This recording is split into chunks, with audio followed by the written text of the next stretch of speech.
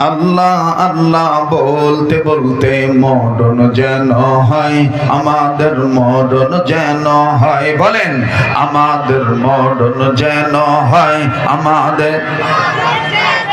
এতগুলো মানুষের আওয়াজ হচ্ছে না, ইসলামী আন্দোলনের কর্মীরা উচ্চ আওয়াজে আমাদের মরণ যেন হয়, আমাদের। আল্লাহ আল্লাহ বলতে বলতে নবীর প্রেমে চলতে চলতে মরণ যেন হয়, আমাদের মরণ যেন হয়, আমাদের। সবাই আমাদের মরণ যেন হয়, আমাদের। দিনের পথে চলতে গিয়ে হকের কথা বলতে গিয়ে মুমিন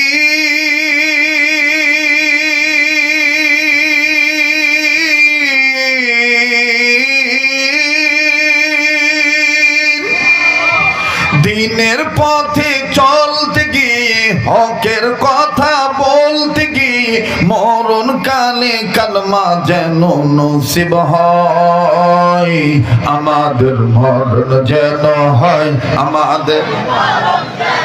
সবাই আমাদের মরণ যেন হয়, আমাদের। ওরে হালাল পথে চলতে যাইয়া হকের কথা বলতে গিয়ে আসবে হামলা, হবে মামলা, আসবে হামলা মামলা। করব না তো আর কোনো বাতিলকে ভয়, আমাদের মরণ যেন হয়, আমাদের। সবাই একটু মুজাহিদ হাত দুইটা উঁচু করেন তো দেখি, আল্লাহর কাছে আবদার করেন, আমাদের মরণ যেন হয়, আমাদের। মাশাআল্লাহ, যার ভালো লাগতেছে বুঝেন না, আল্লাহ আপনাকে কবুল করছে। আমাদের মরণ যেন হয়, আমাদের। আমাদের মরণ যেন হয়, আমাদের। আল্লাহ আল্লাহ বলতে বলতে নবীর প্রেমে চলতে চলতে, আল্লাহ আল্লাহ বলতে বলতে নবীর প্রেমে চলতে চলতে মরণ কালে কালমা যেন নসিব হয়, আমাদের মরণ যেন হয়, আমাদের। নারে তাকবীর, নারে তাকবীর। আল কোরআনের আলো, আল হাদিসের আলো। কোরআন হাদিস যেখানে, আলেম ওলামা যেখানে, আজকের মাহফিল চলছে চলবে, আজকের মাহফিল কতক্ষণ চলবে? আপনারা সারা রাত থাকবেন, সমস্যা না, আমি আমার টাইম মতন থেকে যাবো আর কি, ইনশাআল্লাহ। নারে তাকবীর। আমার ভাইরা, আমার বন্ধুরে, গভীর মনোযোগে কথাগুলি শোনা চাই। রব্বুল আলামিন ডাক দিয়ে বললেন, নবী গো, এই পৃথিবীর জমিনে যারা ঈমান নামক দৌলত অর্জন করেছে, এই ঈমানদার বান্দা বান্দীদেরকে আমি আল্লাহ রব্বুল আমিন ডাক দিয়ে বললাম, ঈমানদার বান্দা বান্দীগণ, তোমরা নিজেরা জাহান্নামের আগুন থেকে বাঁচো, নিজেদের অধীনে যারা আছে তাদেরকেও জাহান্নামের আগুন থেকে বাঁচাও। দুনিয়ার সমস্ত হক্কানি উলামায়ে কেরামগণ, মুহাদ্দিসিনে কেরামগণ, মুফাসসিরিনে কেরামগণ একমত হয়ে বলেছেন, মুসলিম বিশ্বের ঈমানদার বান্দা বান্দীদের জাহান্নামের আগুন থেকে বাঁচার একমাত্র পথ হইল জাহান্নামের পথ। জাহান্নাম থেকে বাঁচার পথ হলো আমার বন্ধুগণ চারটা।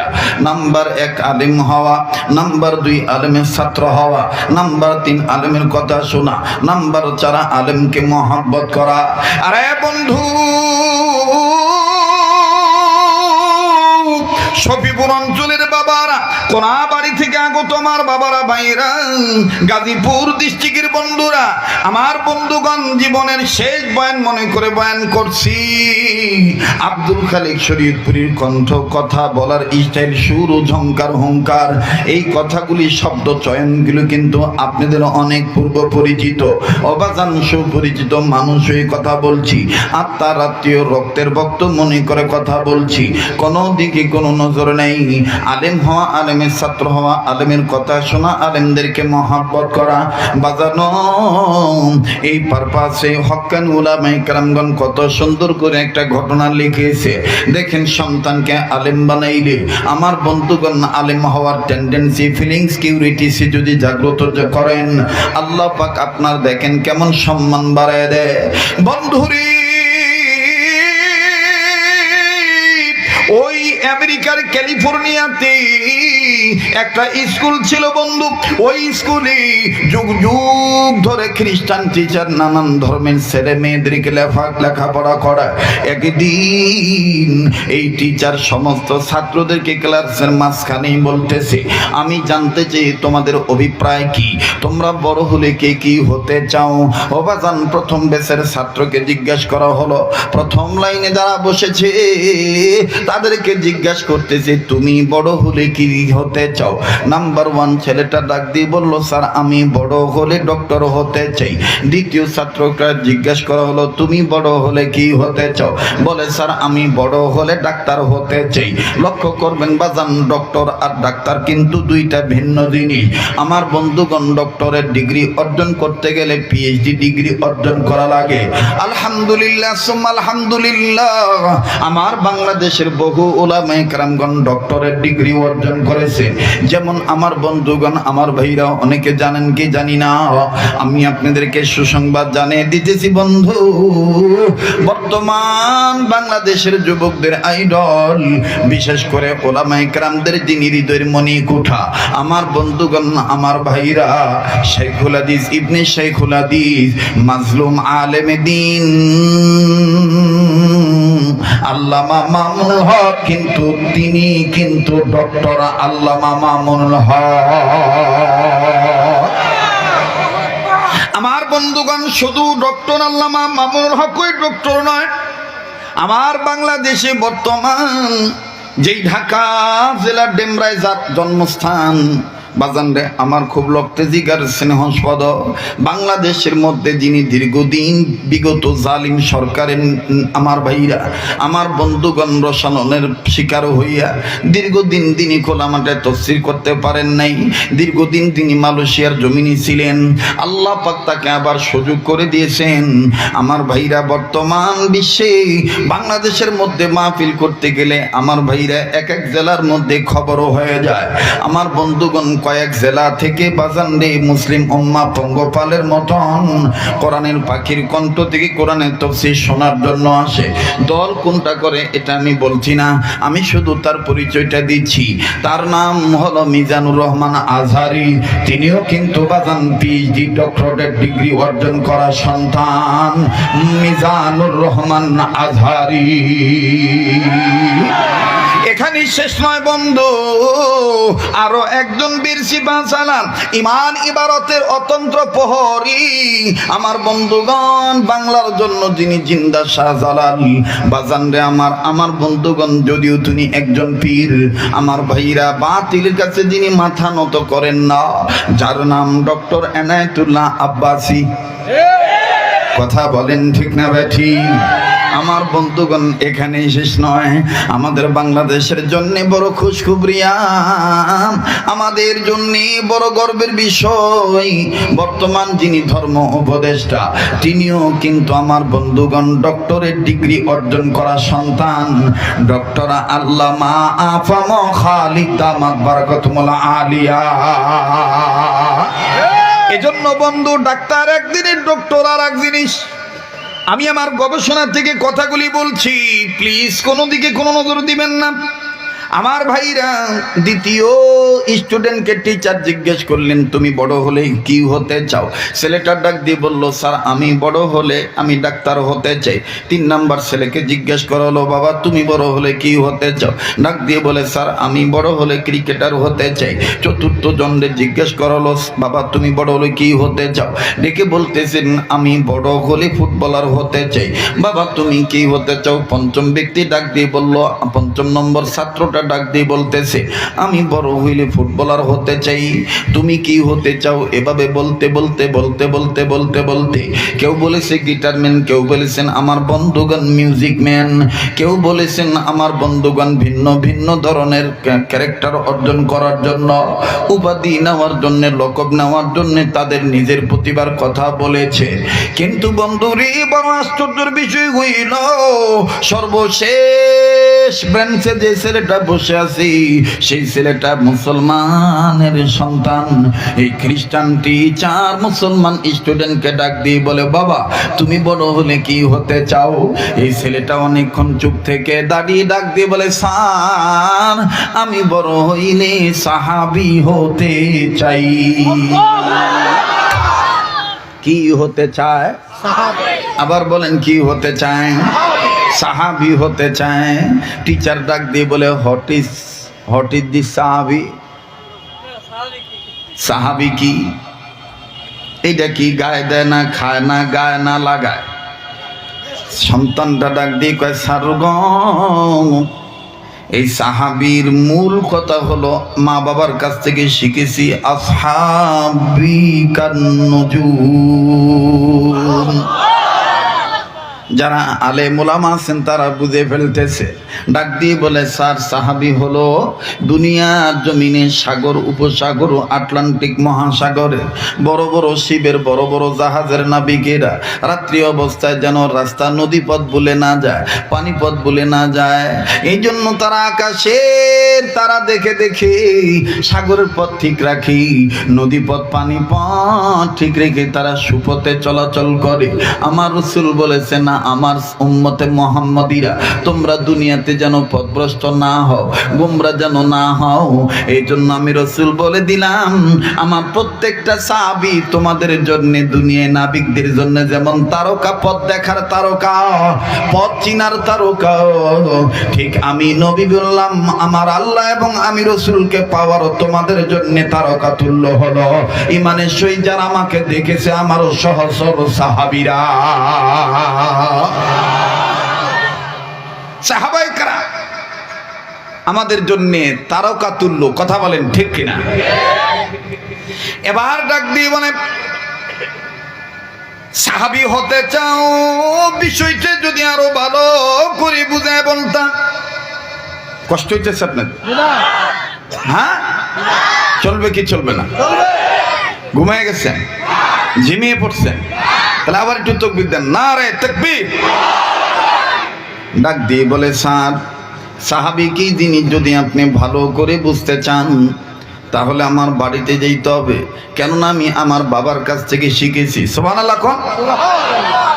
এবার স্টুডেন্টের কথা শুনে টিচার ডাক দিয়ে বললেন, আল্লামা তকি উসমানী লেখেন, এই স্টুডেন্টকে টিচার ডাক দিয়ে বলে, ঠিক আছে সাহাবী চিনার জন্য তোমার বাবার কাছেই যাব, তবে এতটুকুন বলো সাহাবী হলে কি হবি?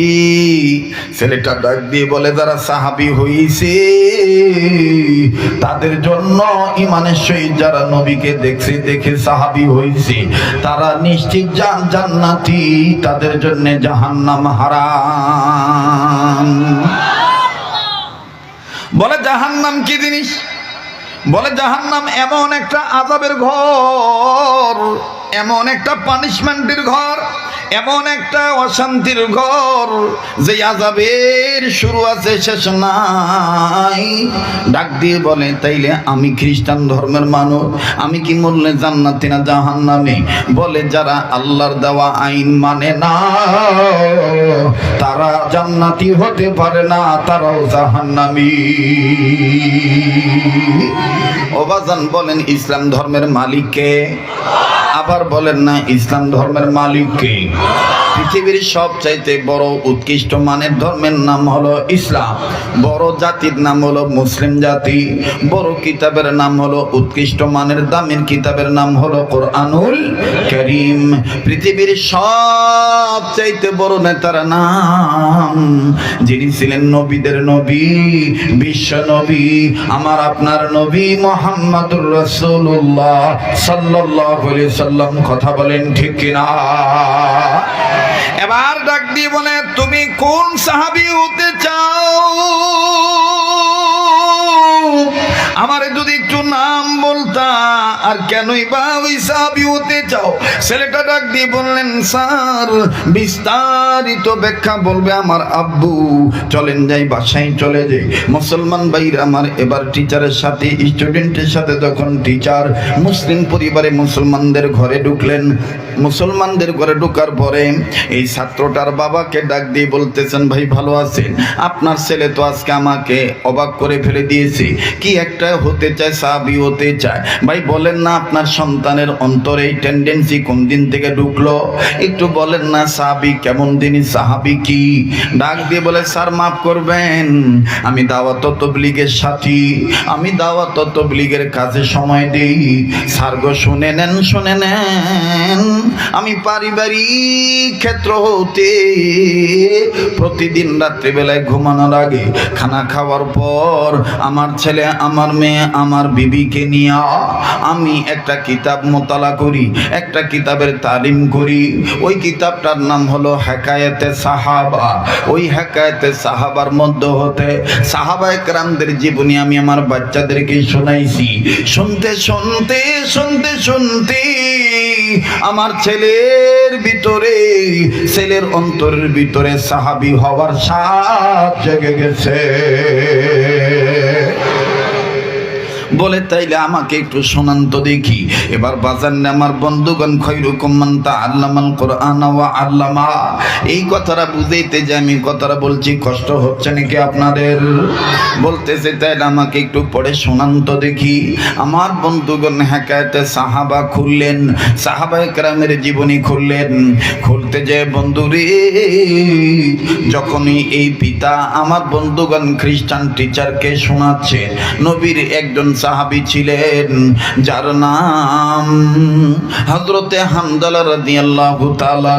এই হানজালা নাপাক ছিল, আল্লাহ রাব্বুল আলামিন তাকে কুদরতি পানি দিয়া আসমানের উপরে উঠাইয়া তাকে পবিত্র বানাইয়া তাকে জান্নাত দিয়া দিছে। খ্রিস্টান অফিসার ডাক দিয়ে বলতেছেন, ভাই বলো কি, তোমাদের ধর্মে নাপাক থাকলেও আল্লাহ তাআলা কুদরতি পানি দিয়ে গোসল করে পবিত্র বানায় দেয়? বলে হ্যাঁ পবিত্র বানায় দেয়। বলে আমাকে একটু ঘটনাটা পুরাপুরি বিস্তারিত শোনাও না। ঠিক ওই মুহূর্তে বাচ্চারা ডাক দিয়ে কয়, আব্বু টিচার আমাকে জিজ্ঞেস করেছিল তুমি কোন সাহাবী হতে চাও, তখন আমি বলেছি বাড়িতে যে বলবো। আব্বা তোমাকে সাক্ষী রেখে আজকে আমার টিচারকে জানাই দিই, আল্লাহ যেন আমাকে হানজালার মতন বানায় দেয়। কেননা আমি খ্রিস্টানদের সাথে চলাফেরা করি, খ্রিস্টানদের সাথে লেখাপড়া করি। অনেক সময় উপরে পবিত্র থাকলেও তাদের কৃষ্টি কালচার, তাদের তামাদ্দুন দেখে ভিতরে নাপাক হয়ে যাইতে পারি। এই জন্য আল্লাহ তাআলা যেন আমাকে হানজালার মতন মাফ করে দিয়া, কুদরতি পানি দিয়া, জান্নাতের পানি দিয়া গোসল করাইয়া আল্লাহ পাক যেন আমাকে জান্নাত দিয়ে দেয়। এই জন্য আমি সাহাবী হানজালা হতে চাই। ও শফিপুর এলাকার বাবারা, রতনপুর এলাকার বাবাইরা, একটু খেয়াল করেন বন্ধু, কোনো দিকে কোনো নজর নাই। মুসলমান ভাইরা আমার বন্ধুগণ, এবার সাহাবী হানজালা রাদিয়াল্লাহু তাআলা আনহু হওয়ার জন্য অভিপ্রায় যখন ইচ্ছা যখন প্রকাশ করলেন, আমার ভাইরা আমার বন্ধুরি, খ্রিস্টান টিচার ডাক দিয়ে বলতেছেন, হানজালা কেমন নাপাক ছিল, হানজালা কেমন অপবিত্র ছিল, আর হানজালাকে তারা আল্লাহ রাব্বুল আমিন জান্নাতের পানি দিয়া গোসল করায় দিল। আমার একটু ঘটনাটা শোনাও তো দেখি। এবার বাজান রে, হেকায়েতে সাহাবা থেকে যখন সুন্দর করে মুসলিম বিশ্বের এই সন্তান, এই তাবলীগের জিম্মাদার যখন ঘটনাটা শোনাইলেন, আপনাদের জানা ঘটনা, আমিও আপনাদেরকে 2 মিনিটে শোনাই দেই বন্ধু। হযরতে হানজালার অন্তরে নবীর প্রেম কেমন ছিল, ইসলাম ধর্মের মায়া মহাব্বত কেমন ছিল। আরে বন্ধু, কোনো দিকে কোনো নজর নাই, গভীর মনোযোগে কথাগুলি শোনা যায়। আমার বন্ধুগণ, জীবনের শেষ বয়ান মনে করে বয়ান করছি, একটু পরে আমার আপনার মৌত হয়ে যেতে পারে। কার পিছনে জানি মালাকুল মউত দাঁড়ায় রয়েছে, কার জন্য জানি জংলার বাঁশরি হয়ে গেছে, কার জন্য জানি কাপনে কাপড় তৈরি হয়ে গেছে, কার জন্য জানি রে কবরের মাটি বায়না হয়ে গেছে। এজন্য বন্ধুরি জীবনের শেষ বয়ান মনে করে বয়ান করছি। আল্লাহ পাক যেন আজকে আমাদের এই মজমাকে কবুল করে। আওয়াজ দিয়া বলেন না আমিন। হযরতে হানজালা রাদিয়াল্লাহু তাআলা আনহু কেমন ইমানের বলে বুনিয়ান ছিলেন। হানজালা রাদিয়াল্লাহু তাআলা আনহু বিবি ব্যবহার করেছেন। মুসলমান খুব খেয়াল করেন, মনোযোগী হয়ে যান বাবা। দেখেন তো দেখে দিলটা নরম হয়নি। এক ফোঁটা চোখের পানি আপনি হাকিকতার নবীর প্রেমে ফেলাইতে পারেন কিনা? কান্না না আসলো কান্নার ভান ধরবেন বন্ধ। কান্নার ভান ধরলো আল্লাহ পাক আমাকে আপনাকে নবীর প্রেমিকের লিস্টে গণ্য করে নিবে। আল্লাহ পাক আমাকে আপনাকে ইউসিলা মাফ করে দিতে পারে। কেন রে মুসলমান মাদ্রাসাদেরকে ঘৃণা করবা, মাদ্রাসাওয়ালাদেরকে জঙ্গি মনে করবা, হুজুরদেরকে তুমি 2 টাকার হুজুর বলে গালি দিবা? শুনে নাও মুসলমান, হক্কানি উলামায়ে কেরামগণ নবীজির ওয়ারাসাতুল আম্বিয়া নাইবে রাসূল, এই আলেমদেরকে সম্মান করলে আল্লাহ বলেন তুমি যেন আমার নবীকে সম্মান করলা। নবী বলেন যারা হক্কানি আলেমের সাথে মুসাফা করবে, যারা হক্কানি আলেমের হাতে হাত রেখে মুসাফা করবে, আমি রাসূল বলে দিলাম তারা যেন আমি নবীর সাথে মুসাফা করলো। যারা আলেমদেরকে সালাম দিবি, নাইবে রাসূলদেরকে সালাম দিবি, তারা যেন আমি নবীর সালাম দিল। যারা আলেমের পিছনে না আলেমের ইমামতিতে নামাজ আদায় করবে, তারা যেন আমি নবীর পিছনে নামাজ আদায় করলো। মুসলমান ভাইরা আমার বন্ধুরি, হযরতে হানজালা রাদিয়াল্লাহু তাআলা আনহু বিবি ব্যবহার করেছেন, গোসল ফরজ হয়ে গেছে, শরীর না পাক, ফরজ গোসল করার জন্য পানির কাছে গেছে, পানিও মুখের ভিতর নিয়েছি, কুলি করবে। ঠিক ইন মিন টাইম শয়তান আমার দুধের পক্ষ থেকে কে জানি ঘোষণা করে দিয়ে বলে দেয় কুতিলা মুহাম্মাদুন, মুহাম্মদ নবী কতল হয়ে গেছে। মুহাম্মদ নবীকে দুনিয়ার কাফের বেঈমানরা মাইরা ফলাইছে। নবী মুহাম্মদ দুনিয়া নাই। সাহাবী হানজালা এই কথাটা শোনার পরে মুখে পানি নিয়েছিলেন কুলি করার জন্য। আমার বন্ধুগণ পানি মুখ থেকে ফেলে দিলেন, না পাক শরীর লইয়া আমার বন্ধুগণ বিবির কাছে আসলেন। বিবির কাছে আইসা ডাক দিয়ে বলে বিবি রে, আরে বিবি তরবারি দে, বিদায় দিয়ে দে, বেঁচে থাকলে দেখা হবে দুনিয়ায়, আর না হয় দেখা হবে কিয়ামতের ময়দানে। সাহাবী হানজালার বিবি ডাক দিয়ে কয় স্বামী গো আপনি কাঁদেন কেন? আর কেনই বা আপনি তরবারি চান? আপনি তো না পাক, আপনার গায়ের উপরে আপনার জন্য ফরজ গোসল ফরজ হয়ে গেছে। সাহাবী হানজালা কান্দার ডাক দিয়ে বললেন বিবি রে, আমি কার জন্য গোসল করব তুই কি শোনস নাই? কে জানি বলে গেল আমার নবী মুহাম্মদ নাকি দুনিয়া নাই। আরে বিবি তুই আমারে তরবারি দিয়ে দে, আমি বেঁচে থাকলে দেখা হবে তোর সাথে পরবর্তী তুই দুনিয়ায়, আর মরে গেলে দেখা হবে কিয়ামতের ময়দানে। এইবার সাহাবী হানজালার বিবি তরবারি দিয়ে দিলেন। তরবারি লইয়া সাহাবী হানজালা একটা ধর্মের যুদ্ধের ময়দানে ঝাঁপিয়ে পড়লেন। কাফেরদেরকে কয়েকজন কাফেরকে দুনিয়া থেকে বিদায় করে জাহান্নামে পাঠিয়ে দিলেন।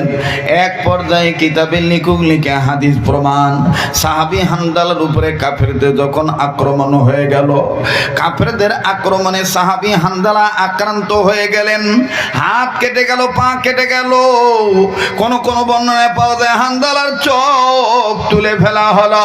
আরে বন্ধুরে, সাহাবী হানজালা কান্দার ডাক দিয়ে বলে আল্লাহ গো, নবীর প্রেমে গোসল করি নাই, গোসলের মায়া ত্যাগ করিয়া নবীর মায়ায় জীবন দিয়া দিলাম। আল্লাহ তুমি কবুল করে নাও। জোরে জোরে বলেন না সুবহানাল্লাহ। কিতাবে লিখক লিখে সাহাবী হানজালা শহীদ হয়ে গেলেন।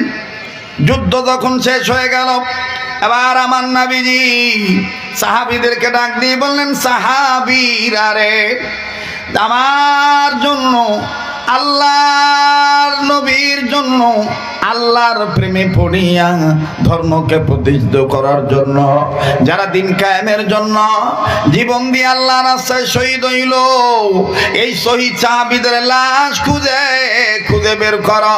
আমি নবী বলে দিচ্ছি, ওদেরকে গোসল দেওয়া লাগবে না, বিনা গোসলে তাদেরকে কবর দিয়ে দাও। এই কথা মোতাবেক সমস্ত সাহাবীরা শহীদ সাহাবীদের লাশ খুঁজে খুঁজে বের করা শুরু করলো। আমার ভাইরা যখন শহীদ সাহাবীদের লাশ খুঁজে বের করে বিনা গোসলে কবর দিয়ে দিবেন, ঠিক ইন দি মিন টাইম আউলাকে সে পাগলিনী বেশে একজন নারী বহু দূর থেকে চিল্লায়া হুজুরকে ডাক দিয়ে বলে, নবীজি গো, আমার সব আপনার সব সাহাবীদেরকে বিনা গোসলে কবর দেন, আমার স্বামীর আপনি বিনা গোসলে কবর দিয়েন না। আমার নবী বললেন, তোমার স্বামী কেন বিনা গোসলে কবর দেব না? তোমার স্বামীর নাম কি, পরিচয় কি, খুলে বলো। ডাক দিয়ে বলে, নবীজি গো, আমার স্বামীর নাম আপনার প্রিয় হানজালা। কি হইছে আমার হানজালা, কেনই বা বিনা গোসলে কবর দিব না? বিবি কান্দে আর ডাক দিয়ে বলে, নবী গো, আমার স্বামী হানজালার উপরে গোসল ফরজ হয়ে গিয়েছিল, আমাকে ব্যবহার করেছে, ফরজ গোসল করার জন্য পানির কাছে গেছে, মুখে পানিও নিয়েছিলেন কুলি করার জন্য, কিন্তু কে জানি বলছে আপনি নবী নাকি দুনিয়া নাই। আমার স্বামী আপনার প্রেমে পড়িয়া গোসলে। সাহাবীরা রে, কই কই আমার হানজালার লাশ কই, খুঁজে খুঁজে বের করো, আমি নবী নিজে তারে গোসল করে দিব। সাহাবীরা নবীর কথা শোনা মাত্রই তন্ন তন্ন করে হানজালার লাশ খোঁজা শুরু করলেন। ঠিক হানজালার লাশ খুঁজে খুঁজে বের করলেন। একজন সাহাবী হানজালার লাশ দেখে সে নবীর কাছে দৌড়ে এসে বলে, নবীজি গো, হানজালার লাশটা কেমন জানি বিজা দেখা যায়। মানুষ টাটকা গোসল করলে যেমন মানুষের চুল বিজা থাকে, দাড়ি বিজা থাকে, হানজালার পশম থেকে এইরকম পানির ফোঁটাগুলি জমিনে টপ টপ করে পড়তেছে। আমার নবী বলেন, বলো কি, চলো তো আমিও দেখি। ভাইরা আমার প্লিজ খুব খেয়াল করবেন। এবার আল্লাহর নবী চলে গেলেন, হানজালার লাশের দিকে তাকায় দেখে হানজালার চুল বিদা, দাড়ি বিদা, হানজালার পশম থেকে পানির ফোঁটাগুলি টপ টপ হয়ে জমিনে পড়তেছে। আল্লাহ রাসূল সাল্লাল্লাহু আলাইহি সাল্লাম আসমানের দিকে তাকায় বলেন, আল্লাহ গো, ও আল্লাহ, আমার হানজালার শরীর কেন ভিজে একটু জানতে চাই গো আল্লাহ। আল্লাহ ডাক দিয়ে বললেন, ও গো আমার প্রিয় নবী, আপনার সাহাবী হানজালা আপনার প্রেমে পড়িয়া গোসলের কথা ভুলে দেয়া জীবন দিয়া শহীদ হইতে পারলো। লাগবে না, লাগবে না, হানজালার গোসল দেওয়া লাগবে না। হানজালারে আমি আল্লাহ আসমানের উপরে উঠাইয়া জান্নাতের পানি দিয়া গোসল করে পাঠিয়ে দিছি আমি সাই রব্বানা। আওয়াজ দিয়া বলেন না সুবহানাল্লাহ। আমার নবী সাহাবীদেরকে ডাক দিয়ে বলেন, সাহাবীরা রে, যাইস না, আমার হানজালারে আর গোসল দিতে হবে না। আমার আল্লাহ আমার হানজালারে আসমানের উপরে উঠাইয়া জান্নাতের পানি দিয়া গোসল করে আমার কাছে পাঠিয়ে দিছে। আমার ভাইরা, আমার বন্ধুরি, এবার খ্রিস্টান ব্যক্তি চোখের পানি টপ টপায় ছাড়ে আর ডাক দিয়ে বলে, এই কি তোমার ধর্মের কথা? বলে, হ্যাঁ আমার ধর্মের কথা। বলে, তোমাদের ধর্মের প্রতীক ছিল মোহাম্মদ নবী, ওনার প্রেমে জীবন দিয়ে দিলে আল্লাহ নিজে পরিষ্কার বানাইয়া জান্নাত দিয়ে দেয়। আমি আর খ্রিস্টান হইয়া যাব না, আমিও তোমার ছেলের মতন সাহাবী হওয়ার ফিলিংস, টেন্ডেন্সি, কিউরিসিটি আমার অন্তরে জাগ্রত করলাম। আমি আর বেঈমান থাকবো না, আমি কালেমা পড়ে মুসলমানও হয়ে যাব। মুসলমান ভাইরা আমার আশ্চর্য হয়ে যাবেন, ওই ক্যালিফোর্নিয়াতে, ওই লস অ্যাঞ্জেলসে আমার বন্ধুগণ অনেকবারই পুরি সরকার হয়ে গেছে, কিন্তু এই মুসলিম টিচারের বাড়ি পড়ে না। নারে তাকবীর। আমার ভাই ভাইরা সবার বাড়ি পুরে সরকার হয়ে গেছি, কিন্তু এই টিচারের বাড়ি পড়ে নাই। আমার বন্ধুগণ, আমার ভাইরা, কারণ একটাই ছিল, ওই টিচারের বাড়িতে তারা আগের নাম ছিল খ্রিস্টীয় নাম, পরবর্তীতে তার নাম হয়েছে সুলাইমান। সে এনেছে ঈমান, মেনেছে কোরআন। আল্লাহু আকবার। এরপরে কি হলো আমি আপনাদেরকে বলবো। মুসলমান ভাইরা আমার, আমি দেখেছি নবীর প্রেমে পড়িয়া অনেক যুবক, অনেক হাজী, অনেক মুরব্বী, ওলামা, তোলাবা দিলটা নরম করে দিয়ে কান্নার ভান করেছেন। আমার ভাইরা, আমার বন্ধুগণ, আল্লাহ যদি বাঁচা রাখেন, এই তো আগামী মার্চের 1 তারিখে ওই সোনার মদিনার উদ্দেশ্যে চলে যাব। গোটা রমজান মাস আমি মদিনায় থাকবো। ইতিপূর্বে অনেক জায়গায় বলেছি 3 দিনের জন্য মক্কায় আসবো। মদিনা আমার বেশি থাকার কারণ হইল, আমি প্রতি রাত তাহাজ্জুদের নামাজের পরে সেহরি ওয়াক্ত শেষ হওয়ার আগে হানজালা রাদিয়াল্লাহু তাআলা আনহু আর বীর আমির হামজা রাদিয়াল্লাহু তাআলা আনহুর কবর একসাথে, এই 2 সাহাবীর কবর জিয়ারত করি। আর আমার নাকটা দিয়া এখনো হানজালার কবর থেকে ওই সময় জান্নাতের ঘ্রাণ এখনো পাওয়া যায়। মুসলমান ভাইরা আমার, সময় হলো রাত্রি 12টার পর থেকে সাহারির ওক্ত শেষ হওয়ার আগ পর্যন্ত, তাহাজ্জুদের ওক্ত শেষ হওয়ার আগ পর্যন্ত সোনার মদিনায় উহুদ পাহাড় বরাবর বীর আমির হামজা রাদিয়াল্লাহু তাআলা আনহুর কবর আছে। যেই হাজিরা এখনো জিয়ারত করে এই সময়, আমার ভাইরা, তাদের নাকে জান্নাতের ঘ্রাণ আসে।